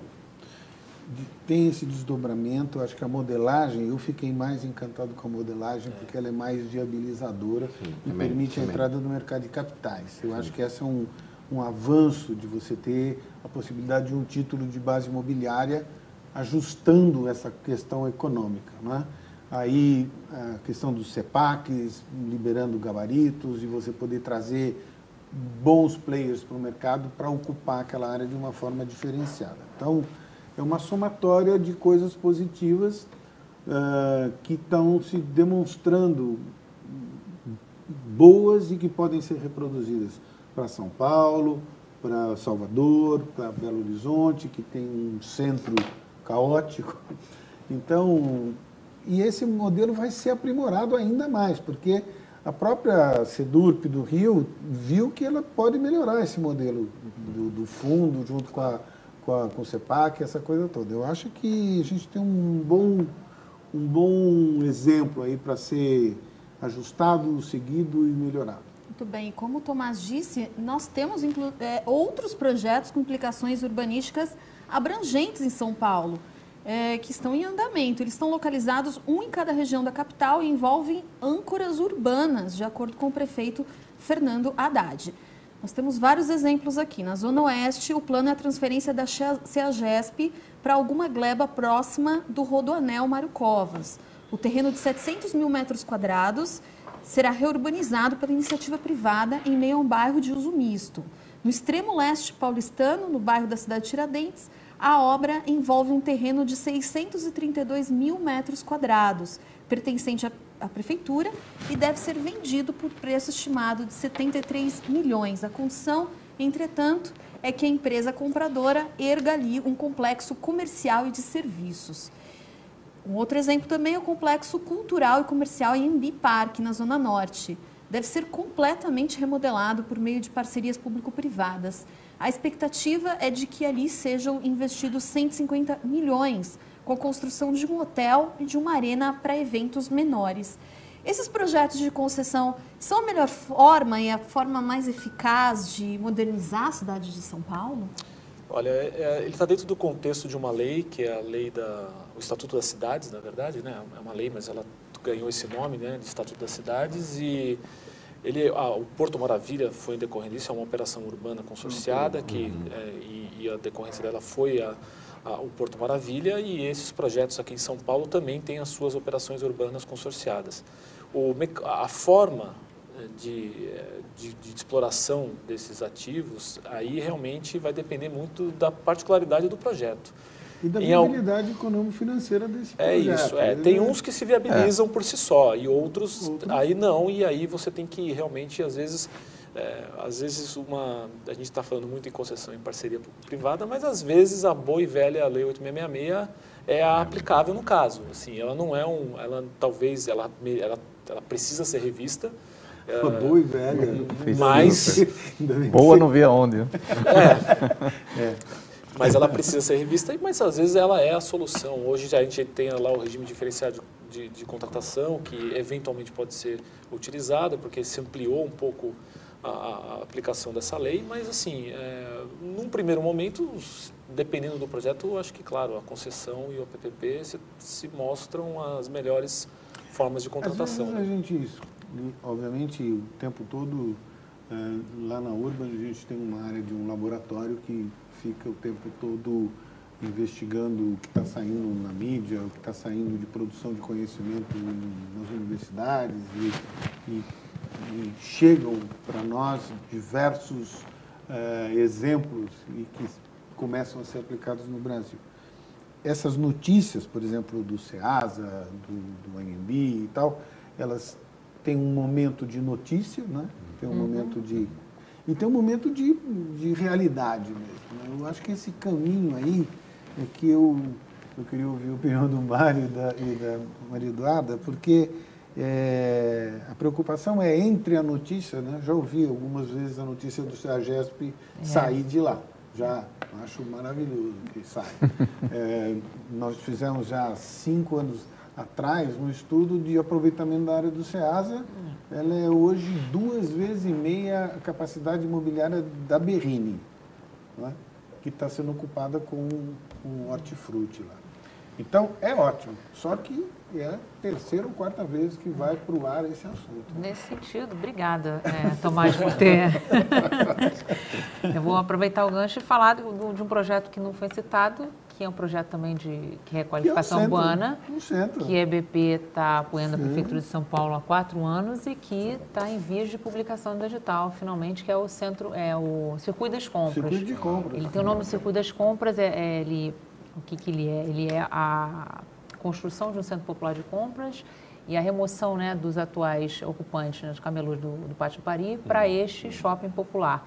E é um projeto que tem um impacto econômico, social, de requalificação urbana também. Maravilhoso. Muito complexo de estruturação. A questão do alinhamento de astros também foi importante, porque o terreno lá ali, onde se vai construir o Centro Popular de Compras, é um terreno da União Federal, então houve um acordo entre a União e o município de cessão desse terreno, no prazo de 35 anos, que é o prazo da concessão. E estou muito feliz de realmente acredito que vai sair esse ano. Tem concorrência, tem gente interessada. Nós fizemos esse projeto? Tem 4 ou 5 anos, Tomás. E acho que sai antes do ANB. Porque já houve consulta pública, já houve o Tribunal de Contas, liberou, desde o mês passado. Na verdade, ia haver um leilão em fevereiro, mas foi suspenso pelo Tribunal de Contas, que levou esses 2, 3 meses para analisar, mas que já liberou e que vai... Isso é um projeto maravilhoso. É um projeto nessa linha e que sai. Mas você não acha que até aqui a gente acaba debatendo, mas esse projeto de São Paulo que você está se referindo é até uma melhor opção, bem que a gente está levando alguns anos, mas é a melhor opção dentro do que a gente já teve no portfólio de projetos de operações urbanas. Que se a gente olhar as anteriores, o que atrapalhava era a dimensão da operação urbana que queria se fazer, e era muito difícil.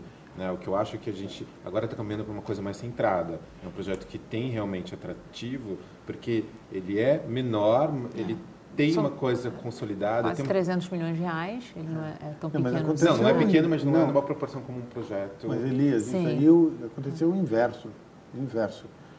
As operações urbanas de São Paulo eram setorizadas. Você tinha a Operação Água Branca, Lapa Brás, Nova Luz, Taraná. E agora, o que foi é que o Haddad colocou tudo isso num grande... como é que chama lá? O portal, Arco do Futuro, que ficou um mega hiperblaster projeto que, com todas as dificuldades de sair. Este projeto do centro da cidade, assim como a Nova Luz, como a Cracolândia, eram projetos pontuais. E que a escala era uma escala boa, econômica, de intervenção no poder público, no tecido urbano. E E aí esse outro governo desconsiderou esses pontuais e ampliou. O nosso projeto, ele era um projeto sistêmico, redondo, numa área muito bem definida e que tinha toda a lógica econômica, tinha toda a lógica social, tinha toda a lógica de remodelar e reestruturar o centro da cidade, fortemente, né?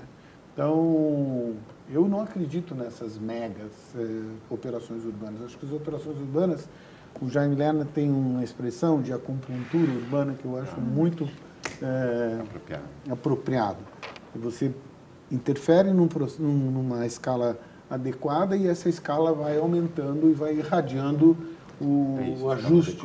Tá certo, é uma escala tem um perímetro delimitado e também é um bom exemplo de projeto com receitas acessórias, né? Se você se lembra, esse projeto pressupõe também a construção de um hotel, de salas comerciais. Tinha tudo. Né? Então, além o concessionário, além da receita dos aluguel dos boxes desse Centro Popular de Compras, ele constrói um hotel e salas comerciais e se beneficia disso também. Acho que é um projeto que ficou de pé com esse conjunto de receitas. Da estação da CPTM. Ele tinha todo um olhar aí sistêmico muito interessante. Impacto social. Sim. Porque cumpria com a diretriz pública e mantinha atratividade para o privado. Né? Sim, mas o impacto que esse projeto traz social é muito grande, porque a geração de empregos, a mudança de vida das pessoas que estão naquela área é muito grande. Muito. Por falar em impacto, vamos falar então um pouquinho do nosso próximo tema, que é dificuldades do modelo. No ano passado, alguns lotes de concessão rodoviária não tiveram a efetivação de suas concessões por esvaziamento e falta de interessados no modelo vigente. Na opinião de vocês, quais os principais motivos dessa falta de interesse por parte das empresas? Vamos voltar ao cenário. Voltar ao cenário do ano passado. Eu acho que assim como o alinhamento dos astros para as coisas darem certo, o alinhamento dos astros para as coisas darem errado. Né? Escurecer o céu. Né? Há um certo tempo, se você falasse para alguém investir em coisa pública, era alguma coisa que ele teria muitos outros interesses por trás, ou que não só os dele. E isso, até falando em questões de operações urbanas e tudo mais, esse modelo que se faz hoje, ele é um aperfeiçoamento da parceria, né? Que antigamente você comprava o direito do solo criado, dava o CEPAC, e aí o governo se virava para gastar aquele recurso, ele não tinha comprometimento nenhum com a cidade, ele ia expoliar aquele canto dele e pronto. Né?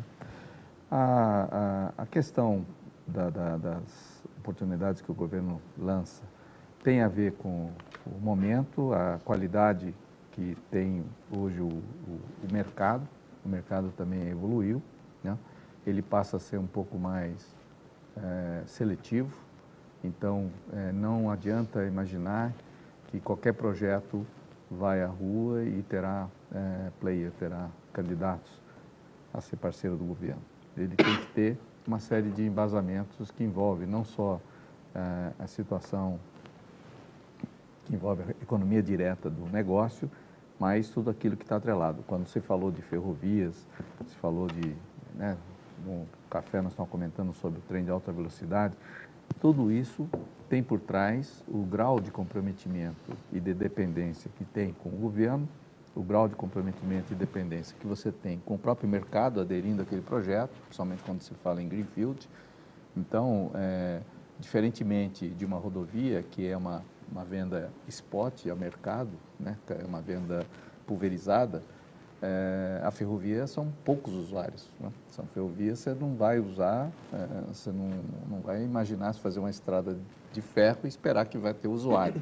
Você vai ter que ter carga antes, pré-vendidas, com uma dúzia de usuários, e é isso que funciona.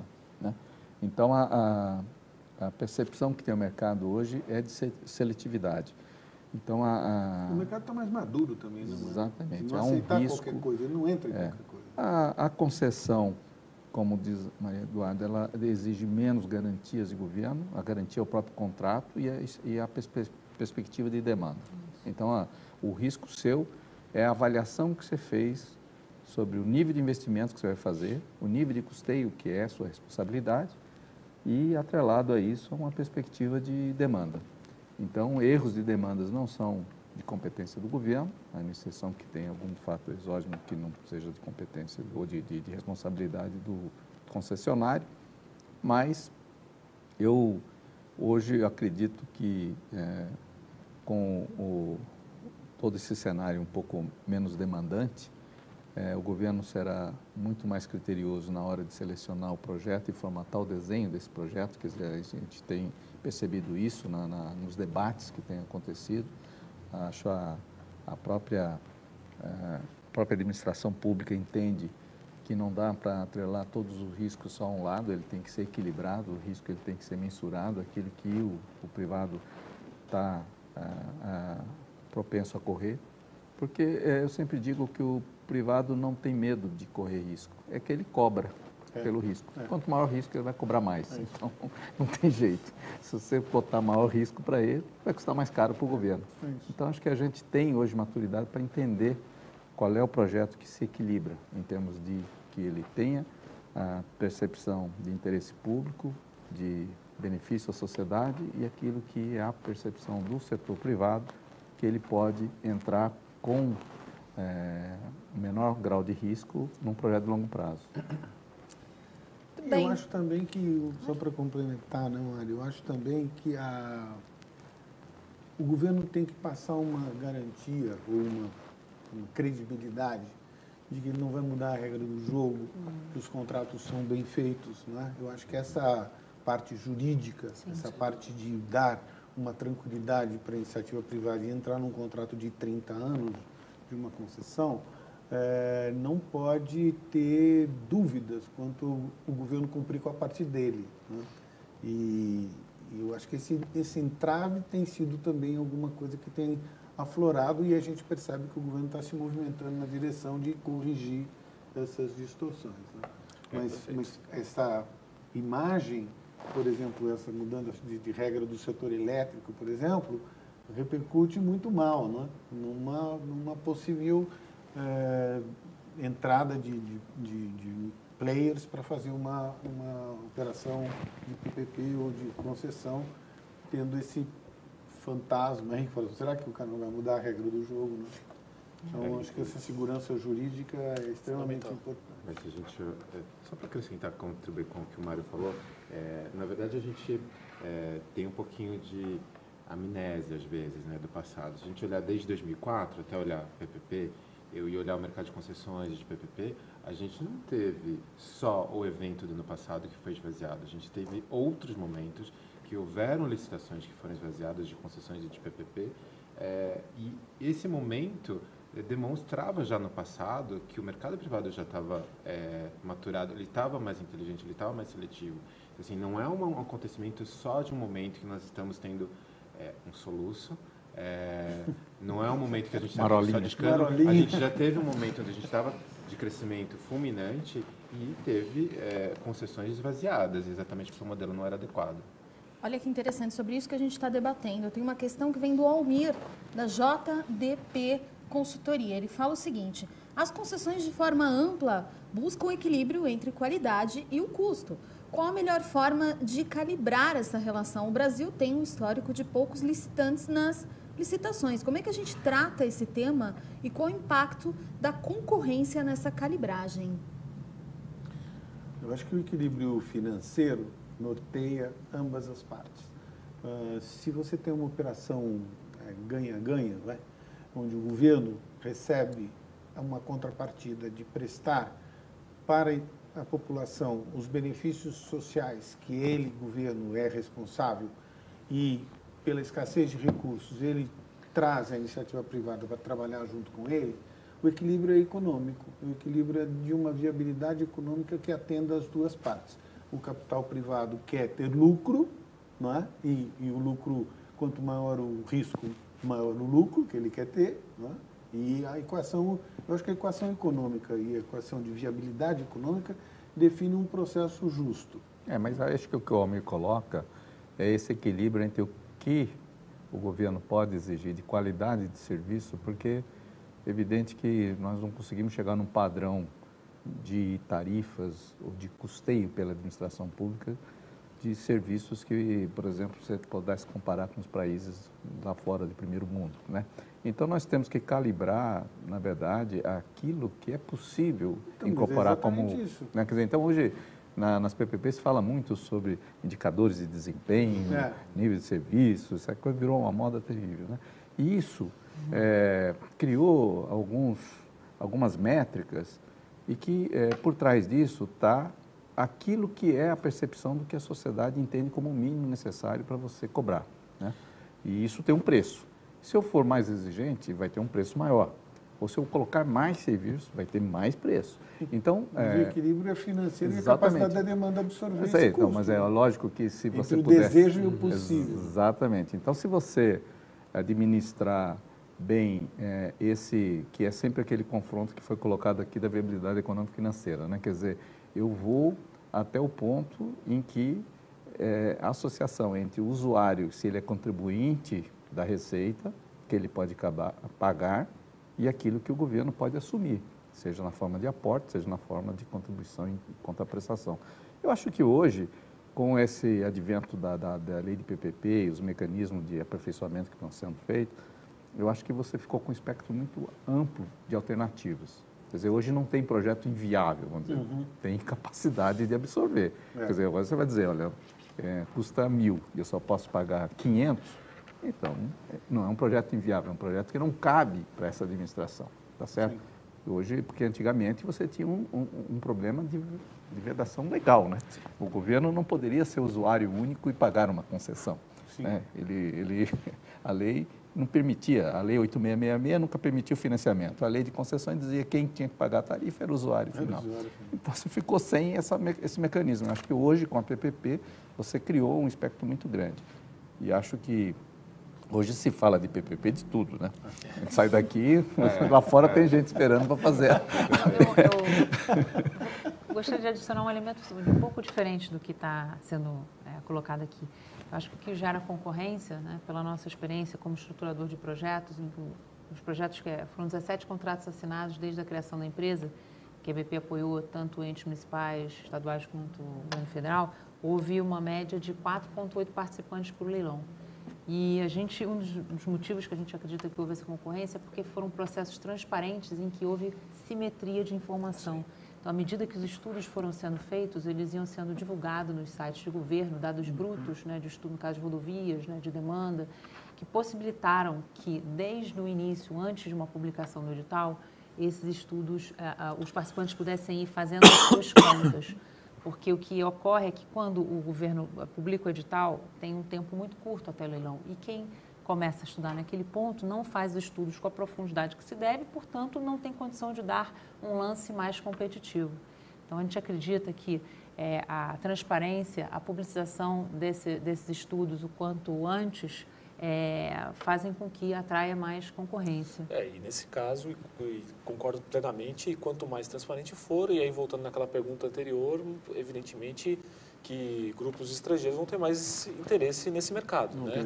Isso acho que é um círculo... Estou rindo aqui porque tem um detalhe muito importante, mas os documentos têm que ser, se querem atrair estrangeiros, têm que ser publicados em inglês. Ninguém faz isso. Facilita bem, né? É verdade. Então, se a preocupação hoje é isso, qualquer ente tem que ter essa preocupação em traduzir imediatamente, né? Eu só queria acrescentar também, Mário, eu não vejo tão negativa a questão dos indicadores, tá? O percentual de receita variável é um pouco menor quando a gente está atrelado aos indicadores, mas pela percepção da área do governo, isso é importante porque muitos dos contratos que estão sendo desenvolvidos pelo PPP, para eles são novos. Se a gente olhar a questão do presídio, o governo não sabia onde ele teria que calibrar a qualidade. Ele sabe a percepção, fez a transparência, foi um longo estudo, se a gente olhar aquele projeto de Minas Gerais, foi um longo estudo, mas ele estava preocupado como eu vou calibrar isso. Quer dizer, posteriormente a licitação, depois da execução do projeto, começou a se calibrar nos indicadores. É uma margem pequena, mas aquilo serve para que a administração pública possa fazer uma administração de qualidade e possa calibrar o contrato. Eu acho que o que é mais importante é que o usuário final ele tenha capacidade de ser o fiscal, né? Quer dizer, você veja hoje quem fiscaliza mais as rodovias, né, são os usuários. Tem um buraco, quer dizer, tudo aquilo que é perceptível é fácil de você fiscalizar. Então, o agrupamento desses indicadores, é evidente que quando você tem um usuário intangível ou coisa do tipo, você tem que trazer esses indicadores. Aqui, nesse afã de criar esses indicadores, estão criando indicadores para tudo. Então, você hoje é um projeto que é do fiscal, não é mais nem do Poder Concedente. Então, eu estou dizendo, o cara mais importante é o fiscal, né? Porque ele analisa aquilo lá. E criaram uma matriz de risco que hoje tem 200 elementos. Né? Imagina, cada dia vai ter outros. Né? Então, acho que a nossa... essa tecnicidade é importante e tudo mais, mas o fato é que as leis e todos os contratos que foram mais simplificados são os que tiveram mais vida longa, né? E na hora que você começa a atrelar e você começa a distanciar do usuário final e seu contrato, e a hora que você vai mexer em qualquer peça, porque o usuário não quer mais aquilo que você definiu, então o tribunais, o Ministério Público vai contra essa mudança. Então, seu contrato está fadado a ser interrompido no meio do processo, porque num contrato ele tem que ter longevidade. E se você criar mecanismo de amarração desse contrato, nós quando começamos a estudar concessão no início da década de 90, se falava como se estivesse contratando 8666, né? Porque era aquele monte de engenheiro falando especificação de quanto vale assim, poxa, mas um contrato de 25, 30 anos, imagina que eu vou falar de tecnologia agora. Quer dizer, então, o que eu quero é resposta à qualidade. Eu acho que isso está sendo aprimorado e acho que a própria convivência com os contratos que estão andando faz com que as pessoas aperfeiçoem esse lado também. Né? Muito bem, vamos então para o nosso último tema, que é oportunidades dentro de concessões e PPPs. Eu gostaria que vocês fizessem uma pequena abordagem sobre essas principais oportunidades que vocês enxergam, cada um na sua respectiva área. Bom, vou começar aqui do meu lado. Eu acho que as oportunidades estão aí, assim, os projetos estão postos, mas eu acho que uma oportunidade que a gente tem é de desenvolver, e é uma indicação, a gente viu no lançamento desse programa, uma indicação de que o mercado de capitais ele vem a somar no esforço de financiamento, principalmente ao BNDES, e eu acho isso muito importante. Eu acho que esse é um recado importante para o mercado. Se a gente conseguir fomentar o mercado de capitais, eu acho que aqui no Brasil, para projeto de infraestrutura, num primeiro momento, eu acho que isso vai ter um efeito multiplicador muito importante para a sociedade e para o próprio mercado de capitais em si. Eu acho que se conseguirmos, nesses projetos, incluir nos estudos de viabilidade econômica e financeira a participação efetiva do mercado de capitais, eu acho uma oportunidade muito boa para que os projetos no futuro sejam mais facilmente assumidos pela iniciativa privada. Eu acho que é uma oportunidade única que a gente tem, teve uma indicação importante do BNDES, ele não sai como se imaginava, ele não sai totalmente do cenário, ele vai ser um indutor desse mercado, e eu acho que é muito importante. Aí a gente vê que uma das grandes críticas que existiam no mercado de capitais, não existe um mercado secundário. Então, quer dizer, com isso pode ser que fomente uma criação aí importante para esse cenário. Mário Silvério. Eu acho que já há hoje uma percepção tanto do mercado quanto das áreas de governo, né? Eu acredito que o movimento do governo federal está sendo positivo. Nós não tínhamos a experiência de PPP, né, clássica dentro do governo federal. Nós tivemos um caso único, depois estamos desenvolvendo aí outros. Eu acho que as administrações estaduais estão bastante envolvidas nesse tema, seja concessão, seja PPP. E, recentemente, houve um grande movimento por parte de municípios, embora sejam projetos menores, mas são formas de você modernizar a administração pública naquilo que é tangível para o cidadão, né? De forma que você consiga prestar um melhor serviço na ponta, ter a continuidade desse serviço melhorado, investido, totalmente modernizado. Então, eu diria assim, a provocação, ela às vezes surge como um grande programa, como surgiu agora do governo federal, surge com programas pontuais nos casos isolados, mas cada vez mais esse tipo de movimento vai acontecer na provocação pelo próprio setor privado. Eu acho que essa é hoje não há um limite muito claro daquilo que seria apto a entrar como parceria público-privada ou concessão, mas o espectro é muito grande. Acho que a própria percepção do empresário brasileiro também mostrou que ele precisa ter parcerias com outras áreas, não só setores de construção, setores de prestação de serviço, mas buscar setores na área financeira, né, fundos de investimento, setores estrangeiros, e esse é um movimento que eu acredito que não tenha volta. Muito bem. Maria Eduarda, suas considerações? Bom, acho que onde existe carência e déficit, existe oportunidade, mas o mundo também é cercado de restrições. Então, esse ano nós identificamos, né, restrições do ponto de vista do governo, né, em termos fiscais, e restrições de financiabilidade de algumas empresas, como foi dito aqui.